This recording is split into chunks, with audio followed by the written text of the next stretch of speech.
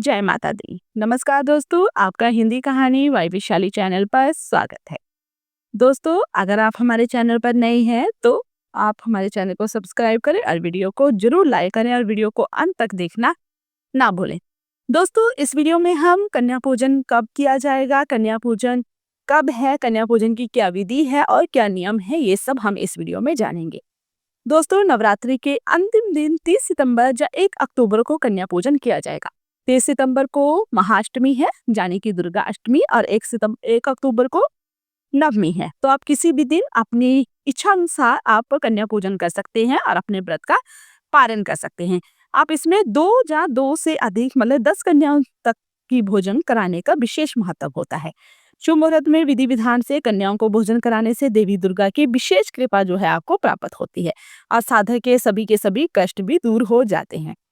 तो आइए जानते हैं कि नवमी तिथि कब है, अष्टमी तिथि कब है, पूजन विधि क्या है, नियम क्या है और शुभ मुहूर्त क्या है। नवरात्रि के अंतिम दिन कन्या पूजन करने का अपना खास महत्व है।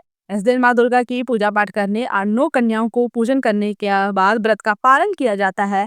ऐसा करने से साधक को देवी की विशेष कृपा जो है प्राप्त होती है और जीवन में सुख समृद्धि आती है। इस बार नवरात्रि का आरंभ 22 सितंबर से हो चुका था। अतिथ्य तिथि 2 दिन होने के कारण अष्टमी 30 सितंबर व नवमी 1 अक्टूबर को पड़ रही है। कुछ लोग अष्टमी के दिन नवरात्रि का व्रत का पालन करते हैं और कुछ लोग नवमी के दिन भी व्रत का पालन करते हैं। नवरात्रि के अंतिम 2 दिन बहुत विशेष होते हैं। तो आइए जानते हैं इसके बारे में विस्तार से। कन्या पूजन के क्या क्या नियम हैं, किस तरह प्रकार हमें कन्या पूजन करना है, ये सारा हम इस वीडियो में जानेंगे। आमतौर पर नवरात्रि की अष्टमी और नवमी तिथि के दिन साधक कन्याओं को भोग लगाकर व्रत का पालन करते हैं। शास्त्रों के अनुसार नवरात्रि के प्रथम दिन से लेकर अंतिम दिन तक आप कन्याओं को भोग लगा सकते हैं। आप किसी भी दिन कन्याओं को भोग कर सकते हैं, कन्या पूजन कर सकते हैं। तो आप नवमी और अष्टमी की तिथि पर भी ये किया जा सकता है। अगर आपको 9 कन्याएं ना मिल पाए तो 3, 5 या 7 कन्याओं को भी भोजन करा सकते हैं। साथ ही एक लड़के को भी कन्याओं के साथ भोजन कराना चाहिए, जिसे बटुक भैरव भी कहा जाता है। मान्यता है कि कन्या पूजन में 9 कन्याएं देवी दुर्गा का 9 स्वरूप होती हैं। आगे जानते हैं कन्या पूजन के लिए 2 से 10 साल तक की कन्याएं होनी चाहिए। मान्यता है कि ऐसा करने से साधक को हर प्रकार के दोष से छुटकारा मिल सकता है और धन धान्य की भी प्राप्ति होती है। साथ ही जातक को माँ दुर्गा की कृपा से जीवन में सुख समृद्धि भी मिलती है। अब ये सब हमने जान लिया कि कन्याएं कैसी होनी चाहिए, कौन सी होनी चाहिए। तो अब जानते हैं कि कन्या पूजन की क्या विधि है। सबसे पहले सभी कन्याओं के हमें पैर धोने हैं और उन्हें एक आसन पर बिठाकर उन्हें तिलक लगाना है। साथ ही अपने घर में भोजन भी जरूर ही कराएं। कन्या पूजन में कन्याओं को उपहार में आप लाल वस्त्र दे सकते हैं। यह रंग माँ दुर्गा को अत्यंत प्रिय है। ऐसे में इस रंग का इस्तेमाल करने से शुभ फल की प्राप्ति होती है। वस्त्र के अलावा आप लाल रंग की चुनरी भी उन्हें दे सकते हैं। साथ ही एक फल भी उपहार के तौर पर जरूर दे। इसके लिए केला, अनार, सेब आदि लिया जा सकता है। ऐसा करने से माँ दुर्गा की विशेष कृपा आपको प्राप्त होगी। नवरात्रि पूजन के बाद कन्याओं को श्रृंगार की सामग्री भी देनी चाहिए। इसमें लाल चूड़ियां, बिंदी, नेल पेंट, लिपस्टिक आदि शामिल हो सकता है। कन्याओं को श्रृंगार का सामान देने से सीधा माता रानी को अर्पित माना जाता है।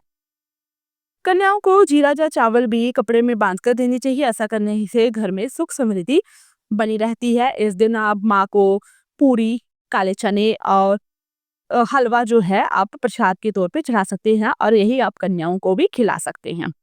कन्या पूजन 2025 और अष्टमी जो है तिथि कब है और शुभ मुहूर्त क्या है, ये भी हम जानेंगे। इस बार 30 सितंबर मंगलवार के दिन अष्टमी तिथि रहेगी। पंचांग के अनुसार 29 सितंबर सोमवार को शाम के 4:32 से अष्टमी तिथि आरंभ होगी और 30 तारीख को शाम 6:07 तक इसका समापन हो जाएगा अष्टमी तिथि का। इसके बाद 30 तारीख को शाम के 6:08 से नवमी तिथि का आरंभ होगा और इसके बाद 1 अक्टूबर बुधवार के दिन शाम के 7:02 तक नवमी तिथि का भी समापन हो जाएगा। ऐसे में अष्टमी जो है आपकी 30 सितंबर को आएगी और नवमी 1 अक्टूबर को रहेगी। अब आइए जानते हैं कन्या पूजन का शुभ मुहूर्त कब है। अष्टमी तिथि और नवमी तिथि पर सुबह से लेकर शाम तक कन्या पूजन किया जा सकता है।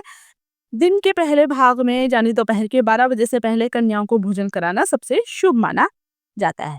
तो दोस्तों, आज हम इस वीडियो में जाना कि कन्या पूजन कब है, इसका सही मुहूर्त क्या है, हमें क्या करना है, क्या इसके नियम हैं और किस प्रकार का हम भोजन बना सकते हैं। ध्यान रहे कि जब आप कन्याओं के लिए भोजन बनाए, प्रसाद के लिए भोजन बनाए, प्याज लहसुन का आपने उसमें इस्तेमाल बिल्कुल भी नहीं करना है। ज़्यादातर भोजन माँ को आटे की पूरी, सूजी का हलवा और काले चने का प्रसाद ही चढ़ाया जाता है। तो आप ऐसा भोजन बनाएँ जहाँ-जहाँ आपकी जहाँ जैसी मान्यता हो, आप ऐसा भी कर सकते हैं। दोस्तों, वीडियो जो आपको ज्ञानवर्धक लगी तो हमारे चैनल को सब्सक्राइब करें, वीडियो को लाइक करें और ज़्यादा से ज़्यादा लोगों तक शेयर करें। धन्यवाद। जय माता।